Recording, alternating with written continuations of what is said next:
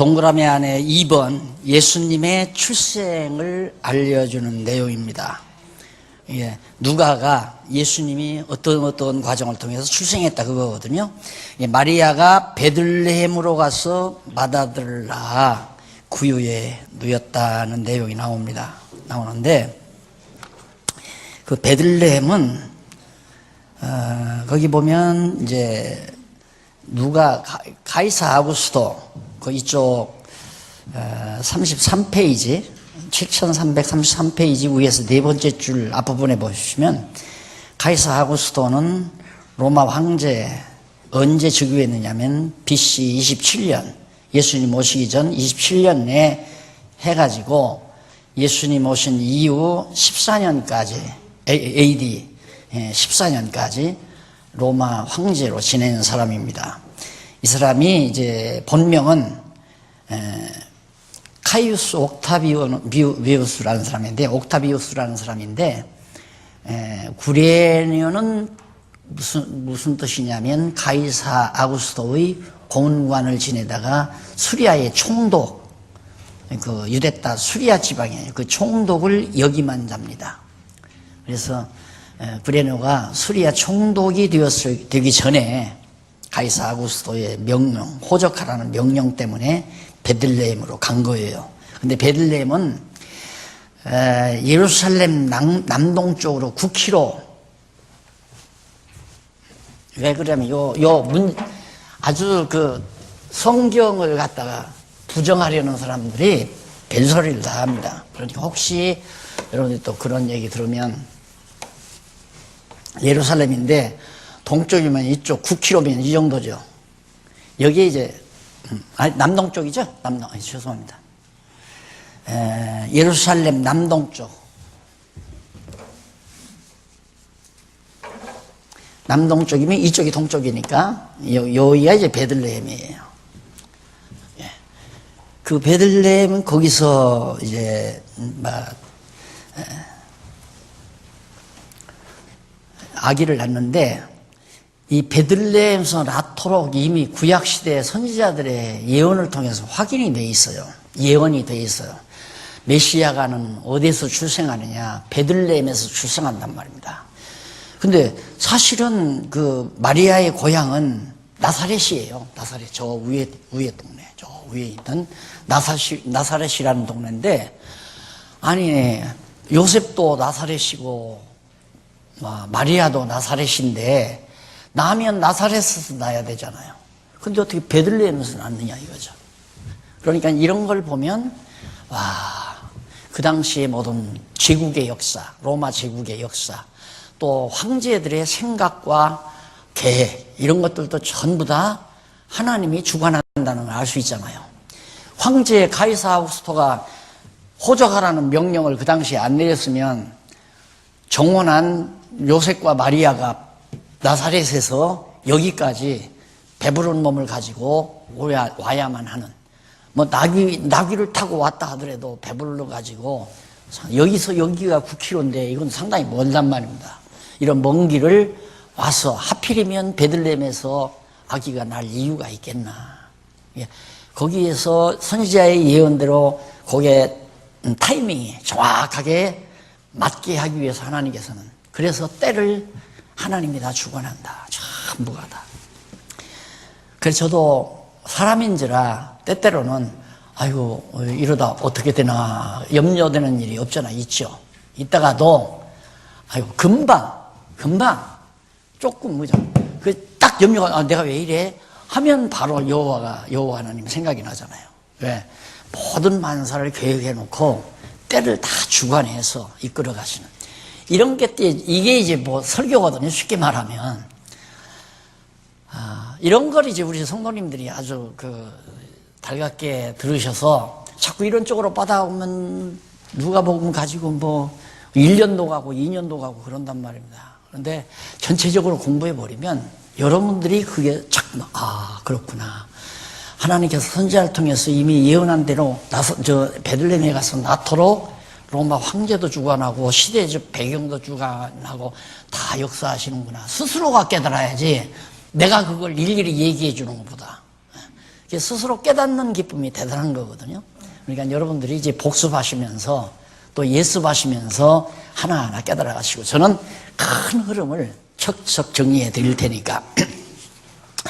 그 다음 8절로 20절에 보면 구주의 출생을 전한 천군 천사와 확인한 목자들이 찬송을 부릅니다. 근데 동방에서 이제 목자, 양떼들을 먹이는 목자들에게 밤에 천사들이 나타났어요. 빨리 베들레헴에 가봐라. 아기 예수가 났다. 이스라엘의 왕이 태어났다. 그러면서 가면 강보에 쌓인 구유에 누인 아기를 너희들이 볼 거다. 그게 표적이에요. 그 시기에 아기 난 사람이 여럿이 있을 수 있잖아요. 어떤 사람은 안방에서 날 수 있고, 어떤 사람은 건너방에서 날 수도 있고, 어떤 사람은 3층에서 날 수도 있고, 낳는 장소가 다양할 텐데 누가 예수인지 어떻게 아느냐 이 말이에요. 그 당시에 난 출생한 아내가. 그러니까 예수라고 하는 정확한 표징이 뭐냐면 강보에다가 이렇게 싸가지고 세상에 말구유에다가 아기를 눕히는 사람이 어디 있어요? 그런 일은 없잖아요. 그러니까 말구유에 강보에 싸서 누워있는 아기를 보면 그가 예수인 줄 알아라. 그러니까 믿기에 정확하게 알고 보면 안 믿어질 수가 없는, 아니 가보세요. 생각해 보십시오. 세상에 아기를 말구유에다 눕히는 부모가 어디 있어요? 천하 없어도 자기 거처가 다 있을 텐데 말 오양간에서 사는 사람은 없잖아요. 그런데 요셉과 마리아는 호적하러 그때 막 사람들이 모여드니까 여관에 방도 없고 그러니까 할 수 없이 남의 말구유 요양간에 가서 이제 머물게 됐는데 그때 마리아가 하필이면 아기를 낳는단 말입니다. 그러니까 할 수 없이 말구유에다가 구유 안에다가 아기를 눕힐 수밖에 없죠. 그러니까 박사들한테 천사들이 그렇게 예언해서 가보니까 진짜 말구유에 강보에 쌓여 놓여있거든요. 그거 어떻게 안 믿어요? 그러니까 바로 경배하고 거기다가 황금, 모략 뭐 이런 보물들을 갖다 놓고 왕에게 드리는 전부 보물들이거든요. 황금이나 모략과 또 뭐죠? 하나는 그런 거 다 이왕 그런 거 다 잊어버리잖아요. 그거 잊어버려도 상관없어요. 왜? 이분이라는 거 알았으니까. 그래서 성경은 알고 보면 그냥 여호와 한 분, 딱 그 한 분밖에 없더라. 다. 이제 우리 성도님들 지금 공부하시는 성도님들 지금 여호와 다 남아 있잖아요. 다 아는데 이번에 여러분들이 이제 내가 약속도 했고 그래서 강의해 드리는 거니까 더 이상 공부하려고 하지 마세요. 진짜 더 이상 뭔가 새로운 거 들으려고 하면 교회 부패예요. 타락하고 부패하고. 이제 여러분들이 선생이 되셔야 돼요. 거듭 얘기지만 제자, 형제, 동역자. 저로서는 지금 대부분 여기 계신 분들은 다 동역자라고 저는 생각을 해요. 동역자라고. 그런데 단독 목회, 내가 과거에 목회할 때 그 심정은 우리 몇백 명 성도는 내 제자다. 항상. 내가 그렇게 생각했다는 게 아니라 모든 목회자들이 그렇게 생각해요. 너는 내 제자니까 내가 하라는 대로 해라. 선생 말 들어야 한다 이거야. 그러니까 목사에게 절대 복종하라. 이게 교회를 다 망가뜨린 거란 말입니다. 그러니까 제자를 잘 가르치면 그걸 가르치는 기간도 내가 정해주잖아요. 3년 내지 5년. 게을르면 5년 하고 조금 어지간히 내가 공부한다고 하면 3년이면 끝나요. 교재 다 읽고 교재 읽으면 된다니까. 교재를 읽고 공부하는 게 제일 정확한 공부예요. 이 말 꼭 명심해 주십시오. 읽으면 3년 만이면 거뜬히 끝내요. 그러면 이제 형제가 돼요. 왜? 형제는 소통이 돼요. 대화를 하면 소통이 된단 말입니다. 그럼 동역자는 어떻게 되냐? 각자 자기 은사 따라서 일하면 동역자가 되는 거예요. 분명하죠? 성경에는 이렇게 나와 있어요. 제자도 나오고 형제라고 하고 바울도 제자, 형제, 동역자. 디모데는 아무리 어려도 동역자라고 그러잖아요. 그러니까 여러분들도 지금 내가 제자냐 형제냐 동역자냐 다 소통은 돼도 아직 내가 은사인지 모르니까 그냥 하는 일은 없는 거죠. 그냥 교회 등록해서 주일날 나와서 경건에 참석하고 그냥 성도 교제하고 그렇게 그냥 사시는 분들은 다 형제 자매들이고, 그 다음 뭔가 자기 은사를 깨닫고 나는 이것이 소중하고 귀한 일이라 이거 한다. 이 진리를 지키고 전승하는 일에 동참하면 너나 할 것 없이 누구나가 다 동역자가 되는 겁니다. 그러면 이미 동역자가 되면 이 중에는 동역자 중에는 가리키는 사람도 나오고 보살피는 사람도 나오고 또 살림하는 사람도 나오고 다 이 동역자 중에 다 있는 거예요. 그런데 기존 교회가 신학교 딱 대학이라고 해서 간판 붙여놓고 여기 졸업하면 목사 만들어준다. 목사 만들면 한 달에 몇백만 원씩 받는다. 이게 묵시적으로 다 주어진 거 아니에요. 이게 전문 귀족들을 생산해 놓으니까 교회가 귀족들의 안마당이 돼버리고 만 거예요. 교회 귀족 없어요.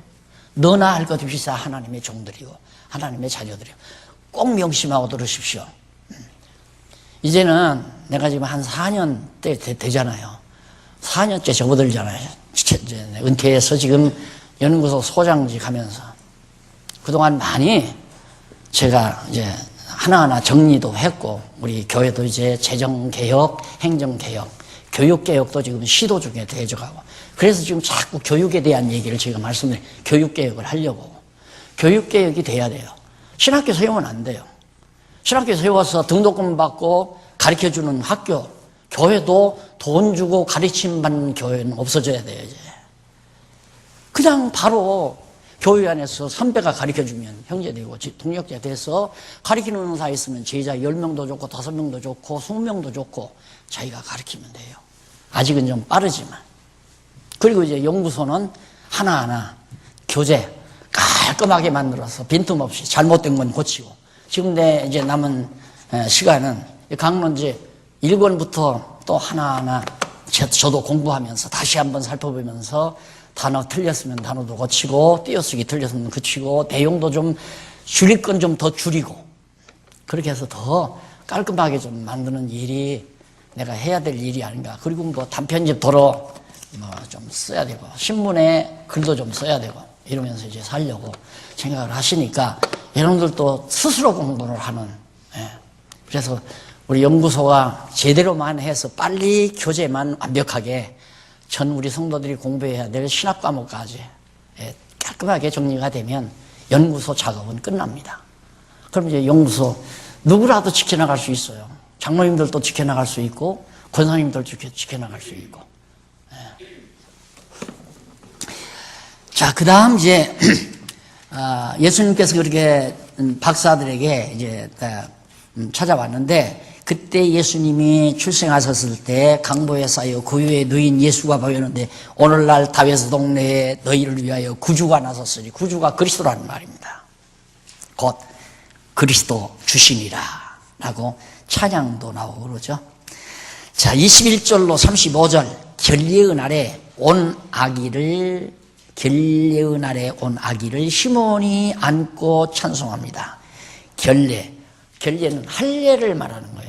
예수님도 구약 시대에 구약의 언저리에 태어나셨기 때문에 구약의 율례에 따라서 그대로 8일 만에 할례를 받으러 간 거예요. 가니까 시몬이라는 사람이 그 나이가 늙기까지 하나님의 아들 그리스도가 오기를 기다리고 학수고대에 하던 노인이 있었어요. 이 시몬이라는 사람이 아마 예수를 이제 만나게 되는 거거든요. 22절 모세의 율법대로 결례의 날이 참에 아기를 데리고 예루살렘에 올라가니 23절 이는 주의 율법에 쓴 바 첫 해에 처음 난 남자마다 주의 거룩한 자라 하리라 한 대로 아기를 주께 드리려고 할례를 해서 하나님께 드리려고 간 거란 말입니다.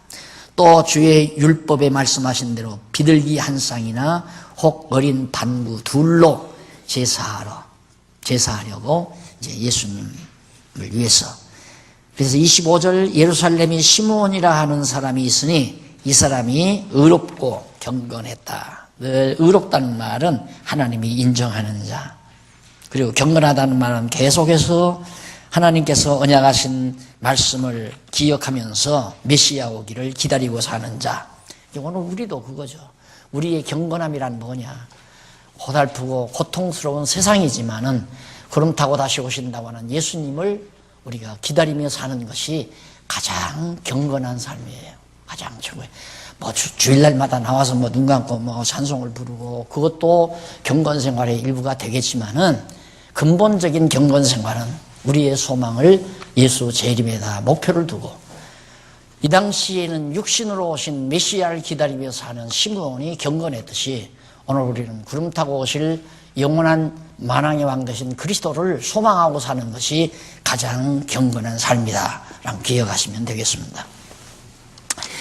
그 다음 이제 예루살렘에 올라갔는데 25절로 32절 37페이지 한번 보세요. 제일 위에 25절로 32절에 보면 예수께서 시므온이 성령과 지시대로 아기를 안고 하나님을 찬송한 사실, 시므온이 하나님을 찬송한단 말입니다.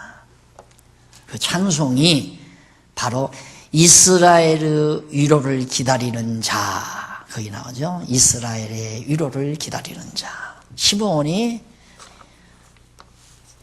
이스라엘의 위로란 뭐냐? 로마 학대를 받고 사는 이스라엘 백성에게 그리스도가 온다는 것만큼 위로가 되는 건 없죠. 마찬가지죠. 오늘 우리가 이 거친 세상에 사는 동안 우리의 최대의 위로는 그리스도의 재림입니다. 그래서 그 당시에 요하나 지난번에도 말씀드렸지만 예수님 오시고 주전 63년 그리고 주후 70년 그리고 132년 이 세 가지를 꼭 기억해 두셔요. 왜냐하면 이 당시는 헬라가 망하고 로마가 유대를 지배할 때예요. 이 당시에 이제 예수님이 출생하잖아요. 여기는 예루살렘을 로마가 와서 헬라가 망하고 로마가 유대를 점령하고 나가지고 예루살렘에 쳐들어와 가지고 성전을 다 불태워버리는 때가 70년이에요. 그 다음 그 이후에 132년은 유대인들을 전 세계 만방에다 흩어버리고 예루살렘 성을 완전히 쑥대밭 만들어버린 파멸시킨 거죠. 이 세 사건은 이번 6월 기독교 지도자 협의회 때 특강 시간에 아주 중요한 요한계시록을 이해하는 데 중요한 하나 연대로 나타납니다. 미리 알아두시면 이번 강의에 드는데 쉽게 간단한 시간에 요한계시록을 2시간 하니까 2시간 만에 요한계시록을 간단하게 여러분들에게 정리해 드릴 테니까 참고하시면 되겠습니다. 33절로 35절 저 밑에 네 번째 줄 예수께서 시므온이 예수님이 세움을 입은 이유와 당할 고난 예수님이 뭐하러 왔나 다 아시는 거 아니에요? 우리를 구속해 주시고 자기 백성 잃어버린 백성들을 찾으러 예수님이 오시는 거죠. 2장 36절로 40절 38페이지 안나 선지자가 증언한 아이 위에 하나님의 은혜가 임하는 대목이 나옵니다. 아셀지파 바누엘이라고 하는 바누엘의 딸 안나라는 선지자가 있었는데 나이가 매우 늙었어요. 일찍이 이제 과부가 됐죠. 남편과 함께 살다가 과부가 된 자인데 이 사람이 성전을 떠나지 아니하고 주야에 금식하며 기도함으로 섬기다가 그러니까 아주 경건한 삶을 살았죠. 항상 예루살렘 성전에서 그리스도가 오기를 기다리고 그리스도가 임하시기를 기다리면서 기도하며 금식하면서 그렇게 살았는데 마침 아기 예수를 만난 거죠. 그가 안나라는 선지자가 그래가지고 이때 이제 나와서 하나님께 감사하고 모든 사람의 구속됨을 바라는 모든 사람에게 이 아이에 대하여 말하니라. 그러니까 예수님에 대해서 안나 선지자가 예언을 합니다. 39절 주의 율법을 쫓아 모든 일을 피라고 갈릴리로 돌아가 본 동네 나사렛에서 일을 이뤘다. 그러니까 마리아의 고향, 요셉의 고향 나사렛으로 다시 돌아간 거죠. 그러니까 어렸을 때 예수님은 난지 8일 만에 모든 성전에서 해야 될 결례를 다 마치고 고향 땅 나사렛으로 가게 된 겁니다. 그런데 이쪽 39페이지 밑에서 세 번째 줄 보시면은 세 번째 줄 나사렛은 갈릴리 호수 남서쪽으로 약 24km 여기 갈릴리 호수 남서쪽, 남서쪽이면 내가 이쪽으로 그래요. 이쪽이죠. 24km, 여기가 9km. 그러니까 30km가 넘잖아요. 엄청난 거리죠. 30km가 넘으면 거의 백리길이란 말입니다. 그러니까 사실 아니 맞죠? 백리길이 안 되죠. 채 백리길이 안 되는데 옛날 분들은 백리길 다 걸어 다녔잖아요. 차도 없을 때. 그러니까 사실 이렇게 거의 39km, 33km, 33km나 되는 이 먼 거리에 있는 그 베들레헴에서 출생할 이유가 없죠. 하나님께서 그렇게 도저히 불가능하다고 보통 누구나 봐도 가능성이 없는 일들을 하나님께서 가능하게 해서 분명하게 우리로 하여금 판단하더라고. 이건 틀림없이 하나님의 아들 예수다. 지금 우리가 확인하는 게 그거 아니에요. 아들 생장. 네. 아들임을 지금 확인하려는 거거든요. 다른 거 없어요. 정말 마리아가 낳은 예수가 하나님 아들이냐. 그 아들이냐는 증거 중에 베들레헴에 출생했다는 것도 하나님의 아들이라는 확증이란 말입니다. 그러니까 성경을 보실 때 항상 상위 주제, 그보다 더 확실하게 하려고 하는 바로 위에. 그 다음 더 하면 이제 사역. 아들의 사역을 통하여 그리스도를 증거한다. 항상 그 상위 주제에 몰입해서 모든 성경 내용들을 이렇게 간결하게 잡아가는 내용. 이것이 여러분들이 앞으로 이제 중고등부를 가리키거나 청년부를 가리키거나 또 후배들을 가리키거나 가리킬 때 가리킨다기보다도 안내를 해주면 돼요. 안내. 요렇게 안내. 이번에 포항 가서 그 젊은이도 물을 때 그렇게 하니까 얼른 알아듣더라고요. 교육이란 뭐냐. 주제를 확인시켜 주는 거다. 이 말은 얼른 알아들어 버려요. 교육은 다른 거예요. 주제를 확인시키는 거예요. 그런데 요즘의 교육이란 뭐냐면 주제를 확인시키는 거예요. 아니라 밑에 늘어진 것 하나하나 정보를 제공하는 거. 그러면 이제 한도 끝도 없는 거예요. 정보 제공하면. 한도 끝도 없죠. 네? 한도 끝도.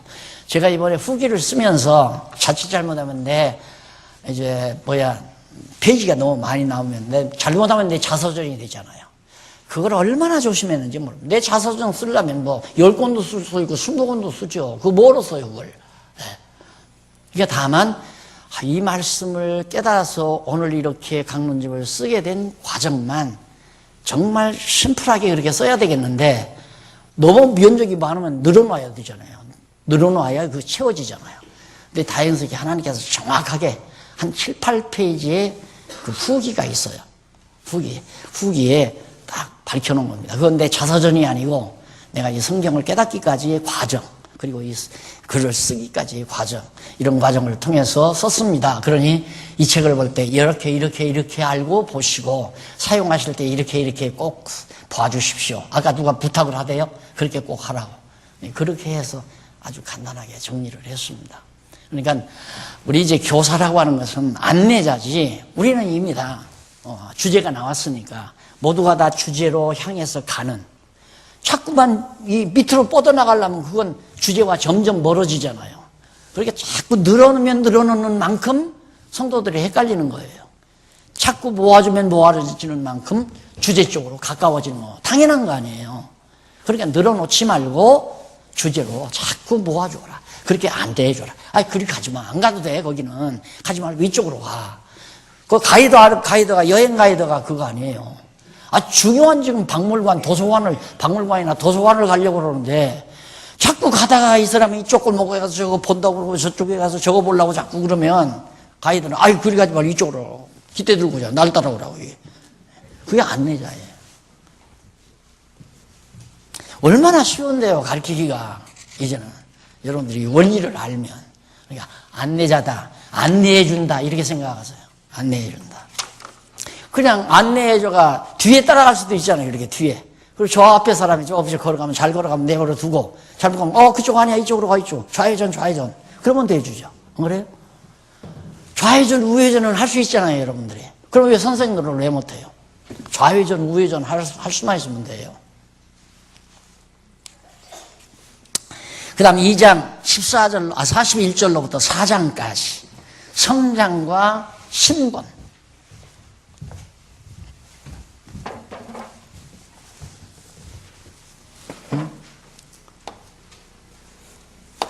이 성장과 신분, 잉태와 출생. 딱 역사적으로 봤잖아요. 잉태하고 낳고 자라고 그 다음에 이제 자라서 어떤 신분이 나타나는가, 이렇게 아주 논리적으로 체계적으로 쫙 다 정리해 드렸기 때문에 안내만 해주면 된다. 네. 누가복음 2장 41절에서 4장까지인데 그 내용 가운데 3장까지는 성장한 과정, 어떤 과정을 통해서 성장하는가. 그 다음 4장은 자신의 신분, 예수님 자신이 어떤 신분을 가지고 있는가를 밝혀줘요. 쉽죠. 예수님의 성장 과정과 예수님의 신분을 밝혀주는 내용이 4장까지다. 그럼 우선 성장 과정을 2장 41절로 3장까지인데 42페이지. 그 가운데서 52절까지, 41절로 52절까지. 자, 그 부모가 해마다 6월절은 한 해, 6월절 한 해 꼭 지키잖아요, 구약시대. 이 6월절이 오니까 예루살렘으로, 이제 여기서 예루살렘으로 6월절 지키러 나사렛에서 쭉 온단 말입니다. 와서 6월절 절기 동안에 여기 머물렀어요. 예수도 데리고 두 부부가, 요셉과 마리아가 함께. 그러다가 신혼 초기라 그러는지는 모르지만 초기도 아니죠. 예수가 12살 먹었을 때니까. 근데 10여 년이 지났는데도 두 분 사이에 그냥 얘기에 푹 빠져가지고 갔어요. 12살 먹었으니까 잘 따라오는 줄 알고 간 거예요. 집에 가서 보니까 안 나타난 거야. 그래서 겁이 나가지고 막 당황해가지고 막 예루살렘으로 갔단 말입니다. 가보니까 예수님이 또 제사장들하고 앉아서 성경 토론을 하고 있어요. 그러니까 지금 내가 이제 어느 목사님 가정에서 식사를 했는데 손자 하나가 있어요. 이놈이 초등학교 지금 2학년인가? 목사님들 여기 세미나 한다는데 학교 안 가고 여기로 왔다는 거예요. 목사님은 그놈을 데리고 왔어요. 그래서 저거 시끄럽게 하면 어떡하냐, 떠들어대면 안 된다 그러네. 예, 두고 보라고. 꼬박 앉아서 가딱 안 하고 강의를 들어요. 그런데 할아버지하고 성경신학을 토론을 한대요. 12살 안 됐잖아요, 얘가. 근데 우리는 7살짜리 무시하고 10살짜리 무시하고 9살짜리 무시해버리고 너희들은 모른다 이거야. 그러니까 우리 교회학교 할 때 초등부들, 유치부들은 그냥 선생님이 가지고 데리고 놀아라. 맛있는 거 사주고 어디 재밌는 데 데리고 다니고. 우리 과거 다 그렇게 교육시켰잖아요. 해보니까 하나 필요가 없어요. 그거 해보니까 과자 사주면 조금 먹다가 다 여기저기다 다 내버리니까 바퀴벌레만 자꾸 생기고 쥐들이 달려들고 먹을 거 있으니까 달려들 거 아니에요. 아니에요. 다 알아들어요. 다. 그래서 어렸을 때 가르치지 않으면 안 됩니다. 어렸을 때. 그렇게 가르치는 것도 절대 부모의 영향력이 난 70%라고 생각해요. 홈교사의 영향력이 적게 잡아서 70%, 팀교사가 30%. 근데 과거 우리는 완전히 팀교사에만 의지하니까 아이들이 말 들어야 안 되죠. 선생님한테 엄마가 가서 아빠가 가서 있으라니까 앉아서 그냥 컴퓨터 그만 가지고 잡아도 올기나 하고 공부도 안 하고. 지금 해서 잠깐 지금 과도기가 있지만은 앞으로 잘 될 겁니다. 요즘 지금 우리 대안학교 점점 시작돼 학생들이 점점 늘어나요. 그래서 이제 학부모들이 좀 알아보는 것 같아요. 왜? 저들이 좀 공부해 보니까 저들이 고백을 해요. 똑똑해진다고. 그리고 선생님도 와야 딱 오면 야 똑똑하게 만들어주마. 여기 관심 가지고 이제 또 가니까, 하는 놈들은 다 똑똑해지잖아요. 좋아. 글 제대로 못 쓰는 놈도 글 기가 막히게 논리 잡아서 써나가기 시작하고. 그래서 그렇게 우리 교회가 후진들을 길러나가야 정말 진리가 있는 교회로 자리 잡힌다. 그래서 10명도 좋고 5명도 좋고 정말 심혈을 기울여서 선생님들이, 그러니까 뭐 피곤도 모르고 언제라도 밤에도 낮에도 오전에도 오후에도 때 없이 그렇게 지금 젊은이들 어린이들을 가르치는 거 있잖아요. 예수님도 12살 때 제사장들이 놀랄 얘기를 했다니까. 놀랄 얘기. 부모도 놀라고. 그러니까 부모가 와서 너 여기 왜 있느냐 그러니까, 아버지 어머니, 내가 아버지 집에 있어야 하는 걸 왜 모릅니까? 내 진짜 아버지는 하나님입니다 이 말이에요. 맞죠? 우리 아버지, 우리 하나님 아버지의 아들입니다 내가. 그러니까 아버지 집에 내가 있는 게 당연하지 왜 날들어 여기 있느냐고 책망합니까? 그 말이죠.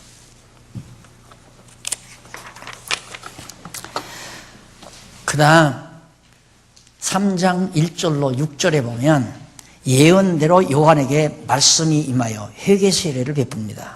세례 요한이 딱 나타나요.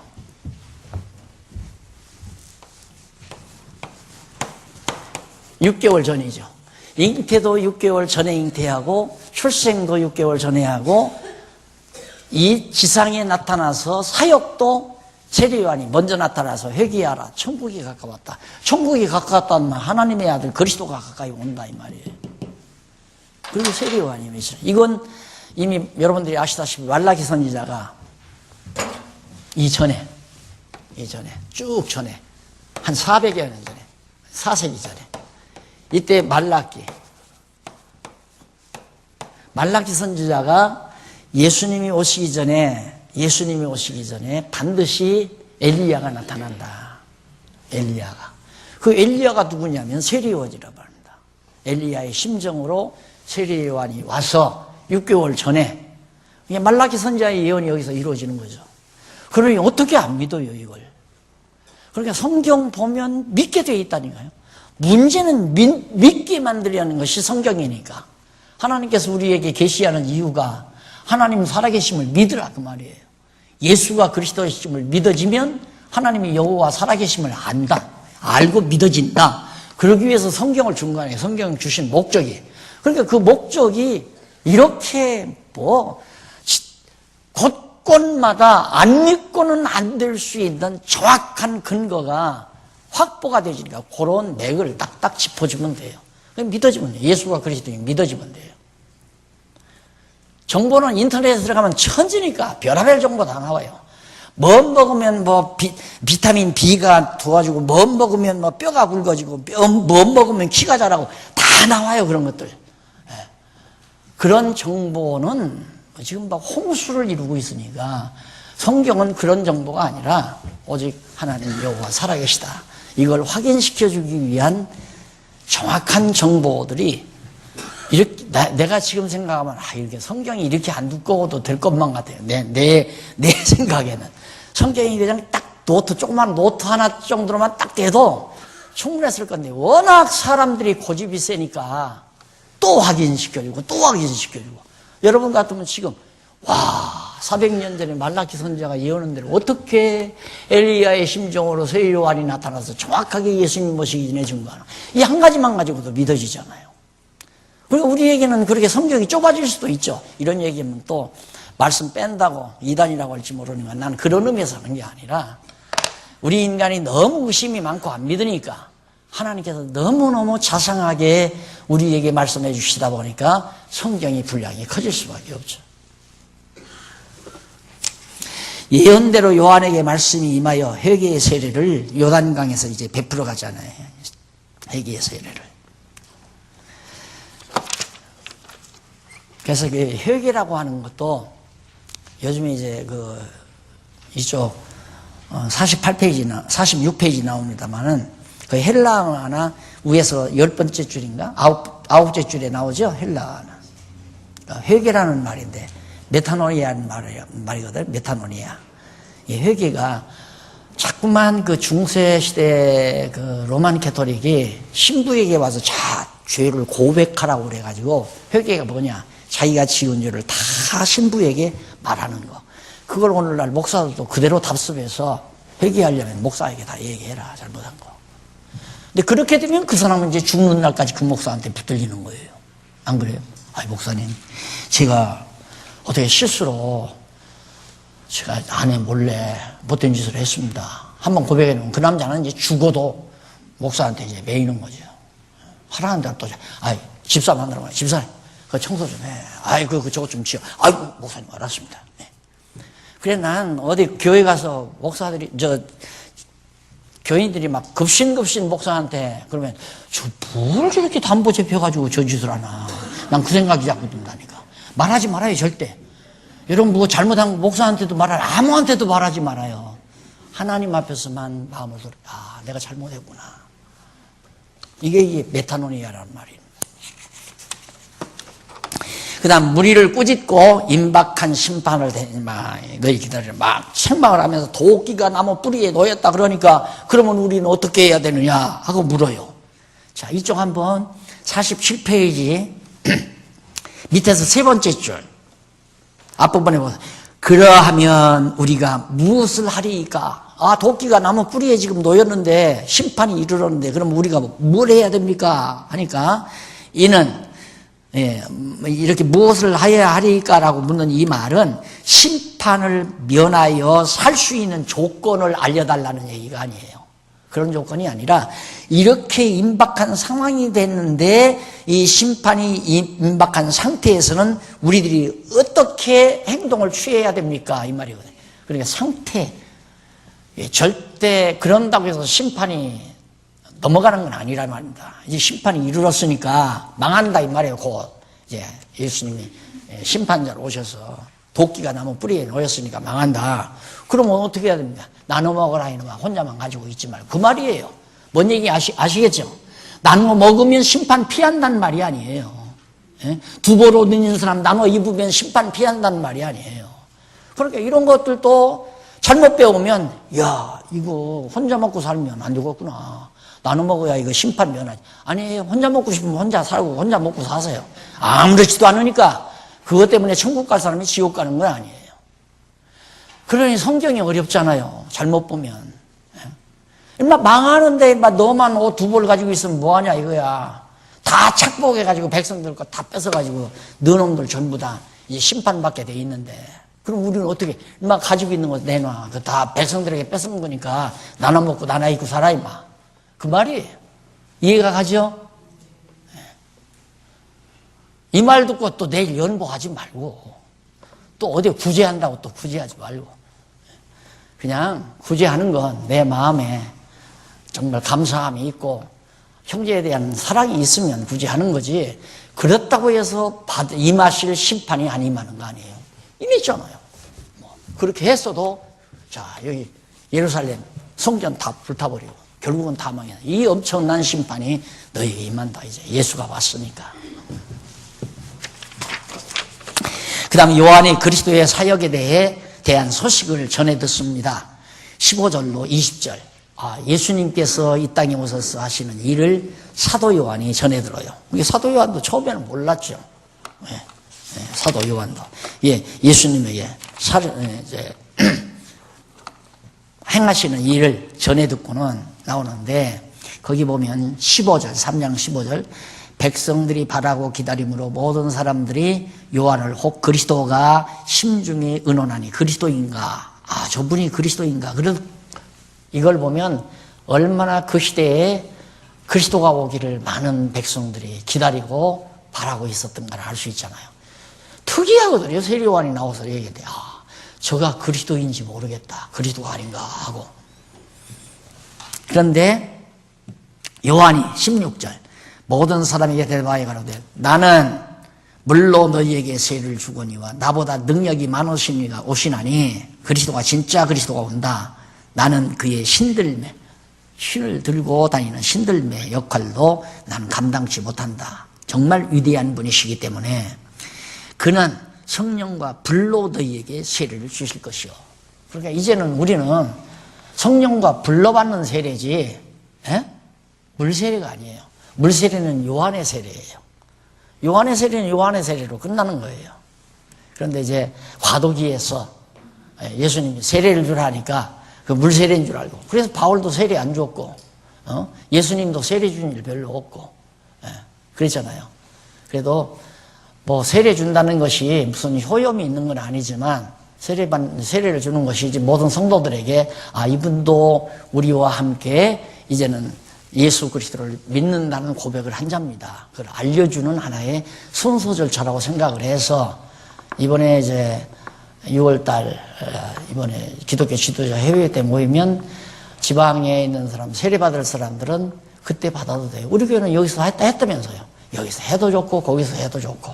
여기 목사님, 목사님 아니래도 상관없어요. 빌립이 세례 줬잖아요. 앞으로는 그렇게 할 거예요. 장로님도 세례 주고, 뭐 권사님은 세례 주면 안 되나, 아무나 줘도 돼요. 믿음의 선배가 세례 주면 돼요. 예. 모든 사람 보는 데서 이분도 우리와 한 형제로서 말씀을 공부하라는 사람입니다. 이걸 귀족한테만 맡겨놓으니까 목사 없으면 교회를 못한다 이거야. 이런 답답할 노릇이 어디 있어요. 성경 진리가 없어야 교회를 못하는 거지. 그래서 이제는 막 누구나 교회를 세워야 돼요. 누구나. 은사교회도 세우고 가리키는 교회도 세우고 누구나 세울 수 있어요. 말씀 깨달은 사람은 깨달으면 동력자 중에는 한 명, 그러니까 은사교회, 그 중에 또 양육교회, 가르쳐기는 양육교회죠. 우리 집 안방에서 5명 모여서 권사님이 가르치면 그 교회지. 그게 교회가 아니에요. 왜? 거기 주님이 함께 하는데. 그런데 이 교회라고 하는 것을 어떤 절대적 어떤 기구로 딱 만들어 놓고 이 위에는 교회가 아니다. 거기는 반드시 전자올벤이 있어야 되고, 목사가 있어야 되고, 강대상이 있어야, 이게 지금 꽉 들어차 있다, 이 말이에요. 정말 잘못된 거거든요. 매우 잘못된 거. 가정에서도 교회 세울 수 있어요. 안방에서도 하고. 그것도 없으면 커피숍에서도 할 수 있죠. 요즘에 저희 아파트 단지에는 커피숍이 있는데 텅텅 비어 있어요. 야, 여기서 교회 했으면 참 좋겠다. 자꾸 그 생각이 드는 거야. 거기 뭐 몇 자리 있어요. 한 11명 앉아서 도란도란 그 애들 지금 청년들 가끔 우리 집에 와서 모이더라고 공부하는 거. 야, 거기 가서 해라. 거기 참 좋더라.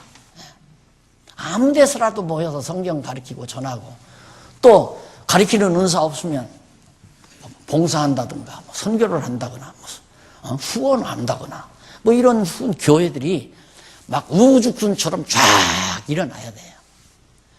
말씀운동 초기에 그랬단 말입니다. 그걸 예배당 간판 붙여놓고 목사님 한 분씩 보내드려드리면 다 죽여버리잖아요. 그냥 말씀이 역사에서 세워져 가는 교회. 이게 그리스도가 세우는 교회입니다. 그래서 예수님, 요한이 그리스도의 소식을 듣고 나보다 능력 많은 분이라서 그분은 성령과 불로 세례를 준다. 그래서 우리 신약교회 성도들이 받는 성령 기도는, 세례는 예수 그리스도께서 직접 주시는 세례다. 21절로 22절, 성령은 형체로, 성부 하나님은 음성으로 뭘? 아들이다. 이걸 증거한다. 여기 아들이다. 아들. 누가? 예수가. 이는 내 사랑하는 아들이요, 내 기뻐하는 자라. 공중에서 하나님께서 음성으로 들리자. 예수님 머리 위에, 세례받는 예수님 머리 위에 또 비둘기가 나타나서 성령께서 직접 예수가 하나님의 아들임을 또 증거하고, 성부 하나님이 증거하고, 세례 요한이 증거하고, 이렇게 증인이 많단 말입니다. 그래서 우리 이제 장로, 서리장로 이렇게 청원하고 서리권사 청원할 때 거기에 이제 청거하는 분 3분을 썼어요. 3사람. 누구누구 청거했나? 청거하는 사람. 왜 그러냐면 그 증인이니까 자기가 책임지겠다. 이분이 신앙적으로 잘못되면 나는 볼 때 이분이 참 좋은 권사님이고 좋은 장로님으로 일하실 것 같다. 믿어져서 난 청거합니다. 그래서 난을 3개를 만들어 놨어요. 2개나 3개 채우면 돼요. 예수와 하나님의 아들이라는 증거도 하나님이 증거하고 성령이 증거하고 세례 요한이 증거하고 3분이 증거. 구약에 2세 증인이 있어야 된다고 하잖아요. 신약에도 보면 예를 들어 장로님이 범죄했다. 권사님이 범죄했다. 누가 고발을 해요. 아무개 장로님이 어쩌고 저쩌고 해요.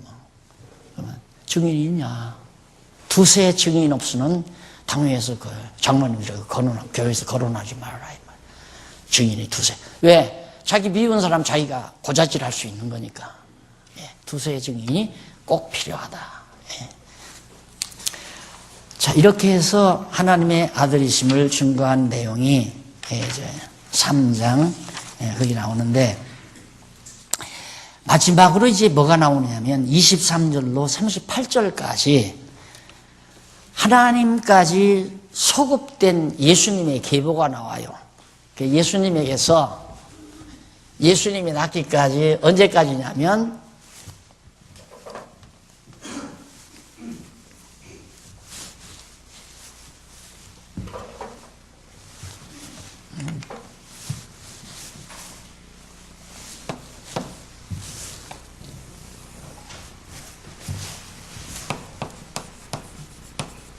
아담 하나님.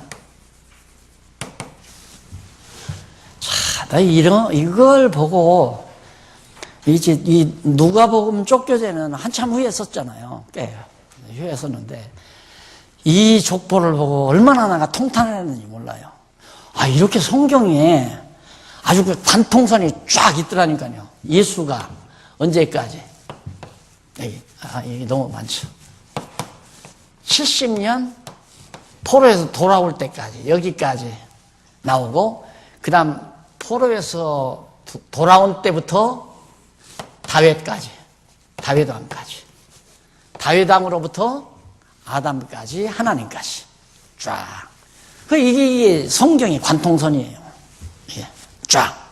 하나님께서 아담 창조하시고 아담의 후손 대쭉 설명해서 다윗왕이 나오고, 다윗왕 이후에 나라가 망해서 바벨론으로 포로 잡혀가고, 그 다음 포로에서 돌아오고.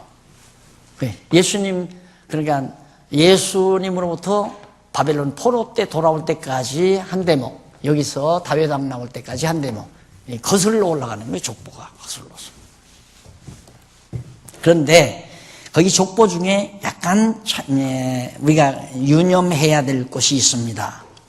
거기 처음 한번 23절 한번 보십시다. 예수께서 가르치심을 시작할 때 30세쯤 되시니라. 사람들을 아는 대로는 나오죠. 사람들을 아는 대로. 사람들이 일반적으로 아는 대로는 요셉의 아들이니, 요셉의 이상은 헬리오, 그렇게 나와요. 요셉의 이상은 헬리오.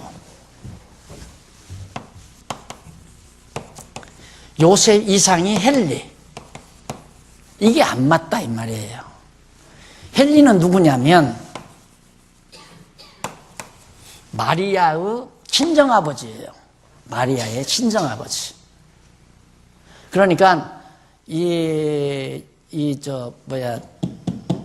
누가복음의 족보는 마리아도 물론 이제 유다 백성이죠. 같은 나사렛에서 사는 사람이었으니까. 그러니까 마리아 친정, 그러니까 마리아의 친정의 혈통을 따라서 올라가요. 쭉 올라가. 그래서 마태복음의 족보와 좀 다릅니다. 그런데 거기 사람들을 아는 대로라는 말이 이쪽 넘어와서 52페이지, 7352페이지에 보면 그 하나님의 아들임을, 여기 이제 하나님까지 올라가는 것은 하나님의 아들이다. 이 예수가 이제 그거 아닙니까? 봐라, 여차하니 하나님 아들 아니냐. 이거 증거하는 거거든. 하나님 아들이다. 그러면 거기 보면 52페이지에 이제 거기 보면 제일 위에서부터 7째 줄 뒷부분 한번 보세요. 7째 뒷부분에 보시면 여기 사람들을 아는 대로라는 말, 이게 헬라어로 호스 에노미제트라는 말이에요. 그런데 이 말은 무슨 뜻이냐면 법에 따라 행하다 또는 간주하다, 그런 뜻이에요. 따라서 본문은 이렇게 번역을 해야 돼요. 그냥 사람들의 아는 대로 그러지 말고, 따라서 본문은 법을 따라 된 요셉의 아들 예수님의 이상은 헬리오, 이렇게 번역을 하면 정확합니다. 그러니까 법에 따라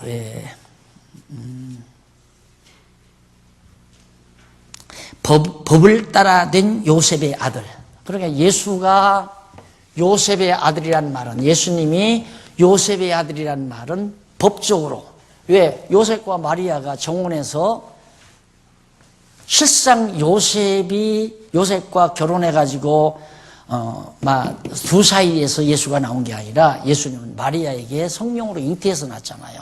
잉태해 낳았기 때문에 실상은 요셉의 혈통을 타고난 건 아니란 말입니다. 그러니까 법대로 말하면 요셉의 아들이죠.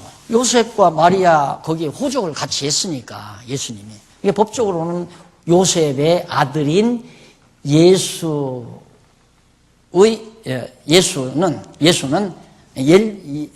아니죠. 예수의 이상은, 예수 위에는, 그러니까 예수님의 위에는 바로 헬리다 이렇게 놓은 거예요. 그러니까 예수님은 요셉이요, 예수의 위에는 요셉이고, 요셉 위에는 헬리이고, 이렇게 하면 이제 헬리라는 게 요셉의 위에가 아니라 마리아의 위 아니에요. 그러니까 법적으로 요셉의 아들로 된 예수의 위에는 헬리다. 번역을 그렇게 해서 정리를 하셔야 되고요. 그 다음에 이제 그 밑에 내려와서 밑에서부터 다섯째 줄을 보면 예수 때부터 바벨론 포로에서 귀환 때까지, 예수 때부터 1차적이죠. 귀환 때까지 소급해서 밝힌 계시이고, 그리고 그 이상은 스알디엘, 네리, 쭉 나옵니다. 이름들이 나오는데 그거 하나도 외우지 않아도 돼요. 그런 거 외우는 것이 성경 공부인 줄 안다면 성경 정말 어렵습니다. 안 외워도 돼요. 그 의미가 뭐냐? 문제는 결국 예수가 하나님의 아들이라는 것을 입증하기 위해서 예수님으로부터 포로에서 돌아올 때까지의 족보, 그리고 다윗왕까지의 족보, 그리고 아담 이어서 하나님으로부터 이게 나와서 예수가 나왔다. 그러므로 예수는 하나님의 아들이다. 이걸 말하는 것이 바로 이 부분에 나오는 족보가 가지는 중요한 의미다. 그 얘기입니다. 자, 그러면 지금까지 제가 말씀드린 거 3장까지 깔끔하게 신분까지 해서, 신분이 분명히 하나님의 아들이 나오잖아요. 족보를 통해서도 증거가 돼요. 틀림없이 하나님의 예수님의 생장 과정을 통해서, 아들 되신 그리스도의 예수의 생장 과정을 통하여 하나님의 아들이심을 분명히 증거했다. 이게 결론이에요. 그래서 다음 시간 4장부터 하도록 하고, 오늘 강의 여기서 마무리하겠습니다. 기도하십시다. 자비하신 아버지 하나님, 은혜를 감사합니다. 오늘 또 우리에게 귀한 시간 주셨습니다. 원하옵기는 지혜와 총명을 더하시고 머리를 맑게 하시고 듣는 대로 확실하게 믿어지게 하시고, 믿어진 이 진리가 오고 오는 후대들에게 잘 전승되어서 주님 오시는 날까지 이 귀한 보화 잊어버리지 않고 잘 간직하는 슬기로운 청직이 되도록 인도해 주시옵소서. 예수님 이름으로 기도드립니다. 아멘.